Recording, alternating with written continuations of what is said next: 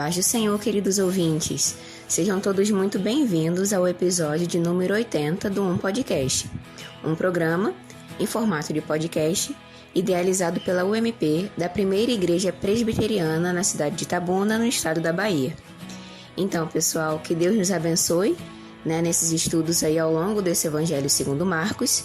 E hoje nós recebemos o nosso irmão, o presbítero Alex Dias. Então, que possamos estar com os nossos ouvidos atentos à palavra do Senhor para aprenderem mais este episódio. Deus abençoe a todos vocês e vamos aprender juntos. Olá, eu sou o presbítero Alex Dias, da Primeira Igreja Presbiteriana de Itabuna. Eu sou esposo de Cleane Simões, pai de Silas e Sara. Eu saúdo a todos, irmãos e amigos, ou seja, todos os ouvintes, com a graça e a paz do Senhor Jesus. É com muita alegria que estarei participando do Podcast da UMP, da Primeira Igreja Presbiteriana de Itabuna, o qual fui convidado pela irmã Luísa Ribeiro para trazer uma reflexão da parte de Deus no Evangelho de Jesus Cristo, segundo escreveu Marcos, no seu capítulo 14, do versículo 43 ao versículo 52, através da iluminação do Espírito Santo. Amém.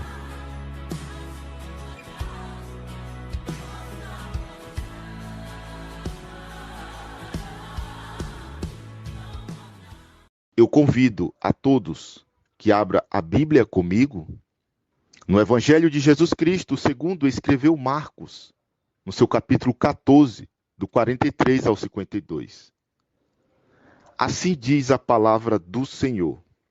Versículo 43. E logo falava ele ainda quando chegou Judas, um dos 12, e com ele vinda da parte dos principais sacerdotes, escribas e ancião, uma turba com espadas e porretes. Versículo 44. Ora, o traidor tinha-lhes dado esta senha: aquele a quem eu beijar é esse. Prendei-o e levai-o com segurança. Versículo 45. E logo que chegou, aproximando-se, disse-lhe: Mestre, e o beijou. Versículo 46. Então lhe deitaram as mãos e o prenderam. Versículo 47. Nisto, um dos circunstantes, sacando da espada, feriu o servo do sumo sacerdote e cortou-lhe a orelha. Versículo 48. Disse-lhe Jesus: Saíste com espadas e porrete para prender-me? Como a um salteador? Versículo 49. Todos os dias eu estava convosco no templo, ensinando, e não me prendestes? Contudo, é para que se cumpra as Escrituras. Versículo 50. Então, deixando, todos fugiram. Versículo 51. Seguia um jovem, coberto unicamente com um lençol, e lançaram-lhe a mão. Versículo 52. Mas ele, largando o lençol, fugiu desnudo. O tema dessa reflexão é a prisão de Jesus e a soberania de Deus. A nossa perícope, ou o nosso texto de Marcos, capítulo 14, do versículo 43 ao 52, está em um contexto mais amplo e trata da missão do servo do Senhor na sua morte e ressurreição. Começando de Marcos, capítulo 14, no versículo 1, até Marcos 16, versículo 20. Antes de tratarmos da prisão de Jesus propriamente dita, entendamos que o capítulo de Marcos 14 está inserido no que chamamos de a última semana de Jesus. Meus amados, amigos, irmãos, ouvintes, o drama da morte de Jesus está na cruz do Calvário, se desenrola em um cenário de algumas etapas. Dentre elas, eu destaco a prisão de Jesus. Logo nos primeiros versículos de Marcos 14, os líderes religiosos conspiram contra Jesus. Lá na frente, um pouquinho, em Marcos 14, do verso 1 ao 2. E também a mulher de Betânia se antecipa ungindo a Jesus com um caro perfume, um tipo de preparação para a sua morte, também descrito em Marcos 14, do versículo 3 ao versículo 9. Judas Iscariotes propõe aos líderes religiosos um pacto da traição, também lá no versículo 10 e 11 do capítulo 14. Meus amados ouvintes, irmãos, fica notório que todo o cenário tem como pano de fundo mostrar a morte de Cristo, ressignificando as tradições e profecias já existentes. A celebração da Páscoa e a instituição da nova aliança, nos versículos 12 ao versículo 26, é um forte exemplo disso. Jesus anuncia-se a si mesmo como sacrifício que garante a nova aliança, a Santa Ceia do Senhor. O seu corpo seria rasgado como se rasga o pão, descrito no versículo 22 de Marcos 14. O seu sangue seria derramado como se derrama o vinho, descrito em Marcos 14, no versículo 23 a 24. No contexto mais próximo da nossa perícope, ou seja, do nosso texto de Marcos 14, do versículo 43 ao versículo 52, estão os versículos 32 ao 42. Aqui fica claro que Jesus está no Monte das Oliveiras com alguns dos seus discípulos, especificamente no Getsêmani, lugar da prensa de azeite, um tipo de fábrica de azeite. Jesus está para ser esmagado por nossas transgressões e prensado por nossa culpa. Não havia lugar que representasse melhor este evento do que o lugar da prensa, ou seja, meus irmãos amados e ouvintes, o Getsêmani. Pois em oração que ele busca força no Pai. Veja só, no versículo 36, um pouquinho na frente, de Marcos 14, que diz, e dizia, Abba Pai, tudo que é possível passa de mim este cálice. Contudo, não seja o que eu quero, e sim o que tu queres. Veja só, amados. Jesus no Getsêmani se apresenta plenamente submisso à vontade de Deus, com seu testemunho de oração e submissão. Aplicando para nós hoje, meus irmãos, será que eu estamos plenamente submisso à vontade de Deus? Será que o nosso testemunho de oração está diante da vontade de Deus? Será que nós estamos sendo submissos ao nosso Deus, à vontade de Deus? Mas eu creio que é isso que Jesus espera que façamos. Tenhamos então uma vida de oração e submissão a Ele. Jesus buscou auxílio no Pai em oração. Após Jesus orar intensamente ao Pai, ecoa de seus lábios a seguinte expressão no versículo 42. Levantai-vos, vamos. Veja só, meu irmão, veja só, ouvintes. Aqui é uma exclamação. Eis que o traidor se aproxima. Em continuidade, temos o versículo 43 que diz, e logo falava ele ainda, quando chegou Judas, um dos 12, e com ele vinda da parte dos principais sacerdotes, escribas e anciãos, uma turba com espadas e porretes. Um ponto que se destaca é o versículo 43, amados, a parte A, que diz, veja só, e logo fala ele ainda, quando chegou Judas. Jesus estava falando acerca do traidor. Jesus não foi pego de surpresa. Com isso, amados, fica claro que o evento da prisão de Jesus estava dentro do plano soberano de Deus, já predito nas Escrituras. Veja no versículo 49, diz assim: todos os dias eu estava convosco no templo, ensinando, e não me prendestes. Contudo, é para que se cumpram as Escrituras. O título, A Prisão de Jesus, pode ser trocado de forma assertiva por Jesus se entregou. A prisão de Jesus foi um ato soberano de Deus. Lembrando do nosso tema, amados, a prisão de Jesus e a soberania de Deus. Primeiro, tudo está debaixo da poderosa mão divina. Deus é o Deus da nossa história. A prisão de Jesus é um ato soberano de Deus. Em segundo, assim é a minha e a sua história. Está escrita e debaixo da soberania dele. E em terceiro, então não temeremos. Deus cuida do seu povo em meio à história e através dela.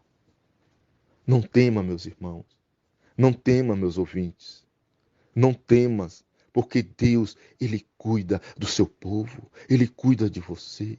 Ele cuida de mim. Deus cuida de você, cada um de nós, mesmo em meio às tribulações, mesmo no meio de uma prisão, como Jesus foi preso.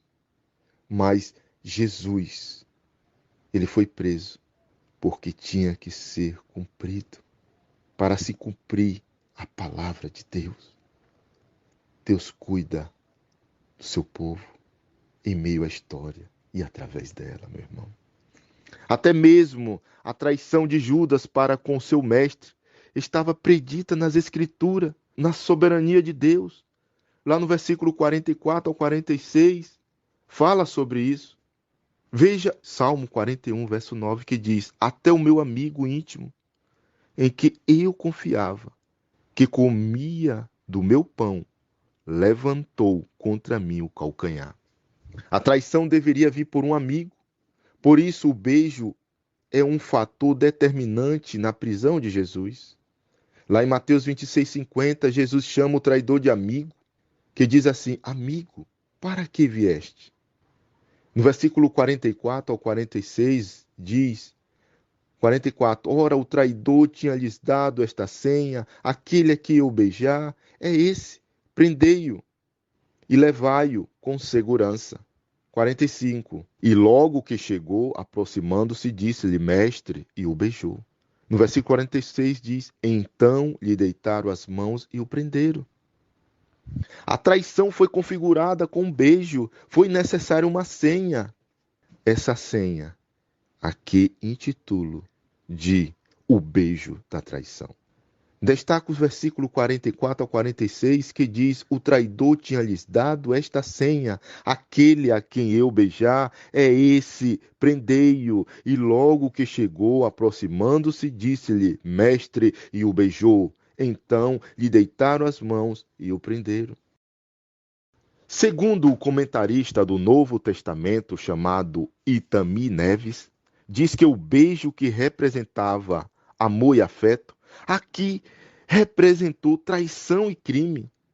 E de acordo com a Bíblia de Genebra, no Antigo Oriente, o beijo na face era uma saudação de respeito que os discípulos davam ao rabino, reconhecendo como mestre. O beijo de Judas foi um sinal universal de amizade e respeito, remodelado de traição. A grande pergunta é, por que o beijo? Reafirmo aqui que traição deveria vir por um amigo. Em Mateus 26:50, Jesus chama o traidor de amigo. Amigo, para que vieste? Como o beijo foi um tipo de senha para não prender a pessoa errada. Amados, queridos ouvintes do Podcast, Jesus e os seus discípulos eram comuns uns aos outros. Falavam, vestiam, andavam e até comiam de igual modo. A lição que fica é: quanto mais fazemos a vontade de Deus, mais parecido com Cristo ficamos. Meus amados, é verdade. Quanto mais nós se empenhamos, mais buscamos ao nosso Deus, mais parecido com Cristo ficamos. Isso é a pura realidade. Mas prosseguindo para o versículo 47, diz assim, meus amados: nisto, um dos circunstantes, sacando da espada, feriu o servo do sumo sacerdote e cortou-lhe a orelha. O evangelista João, meus amados ouvintes e irmãos, ele revela que Pedro quem cortou a orelha do moço. Veja só, mas Jesus acudiu dizendo: deixai, basta, e tocando-lhe a orelha o curou. Descrito lá em Lucas 22, 51. Veja só, meus irmãos, quando Jesus acudiu aquele moço, Jesus, ele curou tocando-lhe a orelha. Ele curou aquele moço, porque a lição é de paz. O reino do Filho é um reino de paz. Isso, mais uma vez, confirma que Jesus mesmo se entregou para ser levado e que era necessário isso acontecer. Jesus, ele se entregou porque estava descrito nas Escrituras Sagradas. E tinha que acontecer e aconteceu, meus irmãos. Confira comigo lá em Mateus 26, do 52 ao 54. O 52 diz: então, Jesus lhe disse: embainha a tua espada, pois todos os que lançam mão da espada, a espada perecerão. No versículo 53 diz: acaso pensas que não posso rogar a meu Pai, e ele me mandaria neste momento mais de 12 legiões de anjos? No versículo 54 diz: como, pois, se cumpririam as Escrituras, segundo as quais assim deve suceder? E para concluir, meus amados ouvintes e irmãos, a prisão de Jesus nos mostra um Deus soberano que se entregou, uma prisão que estava dentro do plano soberano de Deus, já predito nas Escrituras. Tudo está debaixo da poderosa mão divina. Deus é o Deus da história. Até mesmo o beijo da traição estava debaixo da soberania de Deus. O reino de Deus, o reino do Filho, é um reino de paz. O Filho se entregou em prisão, atendendo à vontade e à soberania do Pai. A prisão de Jesus é uma das várias etapas que levou para a morte em nosso lugar. Após esse contexto, Jesus sendo julgado e condenado injustamente, foi por mim e por ti. E que Deus nos abençoe. Amém. Glória a Deus.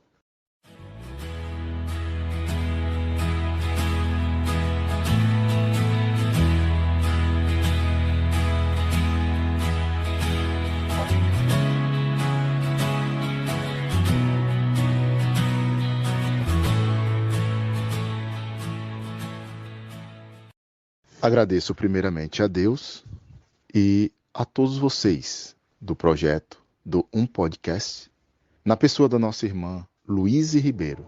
Deus abençoe, minha irmã, abençoe a todos os ouvintes, abençoe a todos em nome de Jesus. Amém. Amém. Amém, meu irmão, amém. Que Deus igualmente abençoe o Senhor, toda a sua família. Muito obrigada por ter aceitado o convite e estar aqui com a gente nesse estudo. E é sempre uma bênção, né? Estarmos aqui juntos para aprender mais da palavra do Senhor. Então, vamos concluir esse episódio orando ao nosso Deus. Senhor Deus, Pai Todo-Poderoso, muito obrigada, Senhor, por mais essa oportunidade, obrigada por este estudo, obrigada porque é tão maravilhoso, Senhor, aprender de Ti e relembrar aqui tudo que o Senhor sofreu em nosso lugar. Te louvamos, Senhor, te exaltamos, também pela Tua soberania, porque muitas vezes nós nos distraímos com as coisas deste mundo, nos preocupamos em excesso, mas na verdade o Senhor é soberano. Tudo acontece de acordo com a Tua santa vontade e nós somos gratos por isso. Porque apesar de não merecermos, mas o Senhor cuida de nós de um modo tão maravilhoso, Senhor, tão soberano, que sempre vai além daquilo que nós podemos pensar, Senhor. Muito obrigada por este momento, esteja abençoando o presbítero Alex, bem como toda a sua família, sempre firmando-os na Tua palavra, guardando e livrando de todo mal, bem como também a cada um dos nossos ouvintes, e ao MP da Primeira Igreja. Que o Senhor possa estar fortalecendo cada jovem, sempre nos dando a alegria de viver o Teu Evangelho e assim de anunciá-lo para outras pessoas. É isso que eu te peço e já te agradeço. Em nome de Jesus. Amém. Então é isso, ouvintes. Muito obrigado pela presença de todos vocês. Que Deus os abençoe, um forte abraço e até o próximo episódio, se assim o Senhor nos permitir. Tchau, tchau.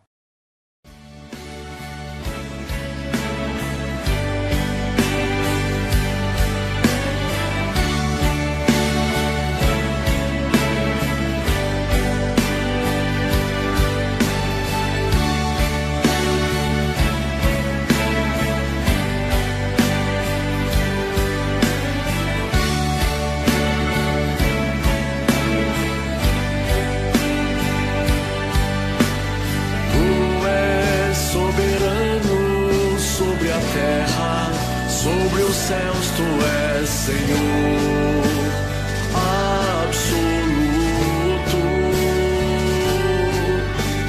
Tudo que existe e acontece, Tu sabes muito bem.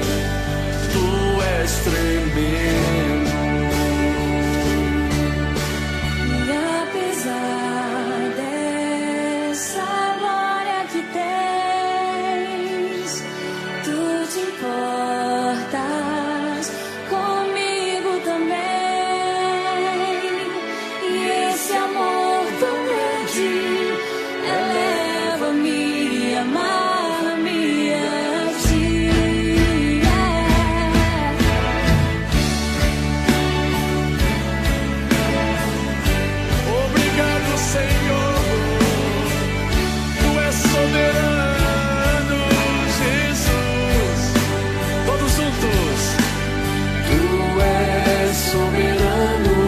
Sobre a terra, sobre os céus, Tu és Senhor.